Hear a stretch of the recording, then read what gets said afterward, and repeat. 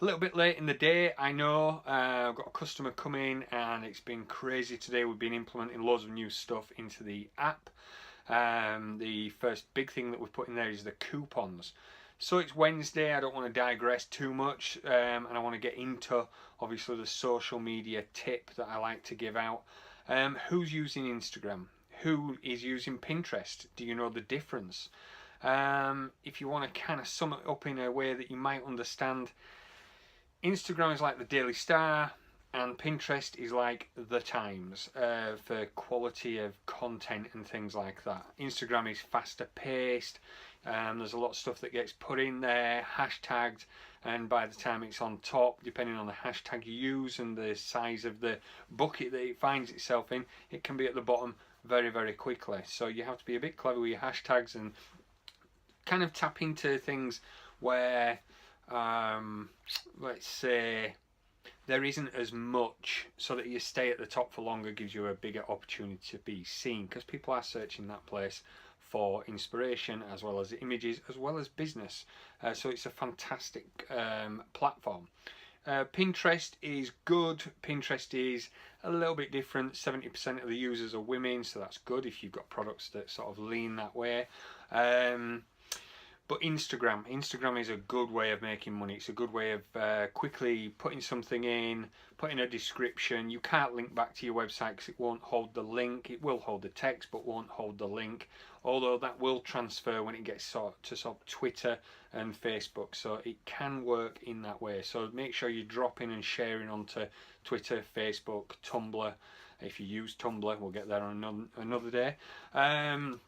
So there are companies out there. One of my customers, he made within 12 months, turned over £70,000. I do like to tell people that on Instagram alone. Now that doesn't mean that everybody's going to turn over 70k, but it does mean that there is a great element of, let's say, luck as well, but fortune through using these platforms. If you use them right and you have the right product for the right platform. And I do say to everybody that not every platform is going to work as well for each individual business.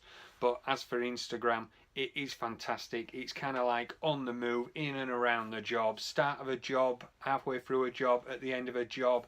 There's also a different app out there that's part of Instagram now, where you can sort of, you know, split the image up into 3 or 6 or 2 depending on what, like a before and after. Great way of doing stuff. You can then get a nice app called Watermark, and you can put your logo on each image so that it stays yours when it hits the search engines and places like that. People know where it's come from. Not that you're really going to be watermarking stuff to say for copyright, I wouldn't say, because a lot of people are using brands, and the brands like Alessi, if you could, you know, that's their brand, but they want you to use that. They want you to use that image. They want you to sort of push their stuff. But if you are a landscaper like White Rose Landscaping and you're doing some nice stuff in gardens, then, you know, it's ideal to put your logo on there, your contact number on there. We do that, obviously, for all our customers.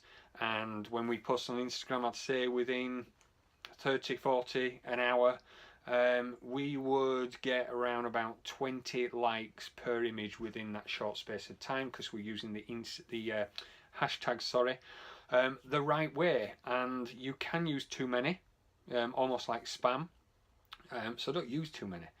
Create your own hashtag. So, you know, if you're someone like, let's say, Peaches and Cream, you would want to start hashtag Peaches and Cream, although I know that Peaches and Cream is widely covered worldwide, so you might want to do Peaches and Cream Morley, so that when people tap onto that, they can get into all your images that you're proud of, that you want to show what you've done in certain days and weeks and things like that.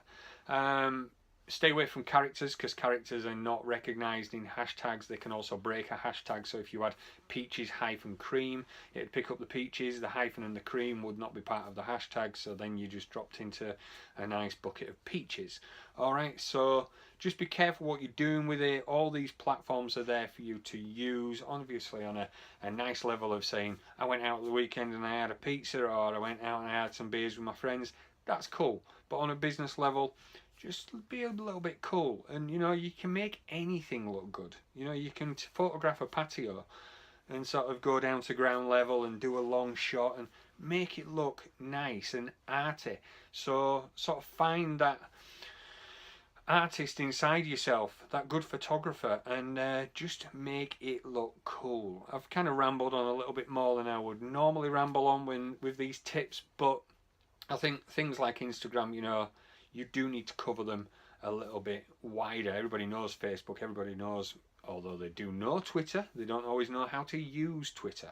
But we'll get there on another day. So for now, download the app, check out the new section, coupons. You do have to sign up, but it's worth it. All right, and I will speak to you soon. We might even do a video for Friday. But until then, take care.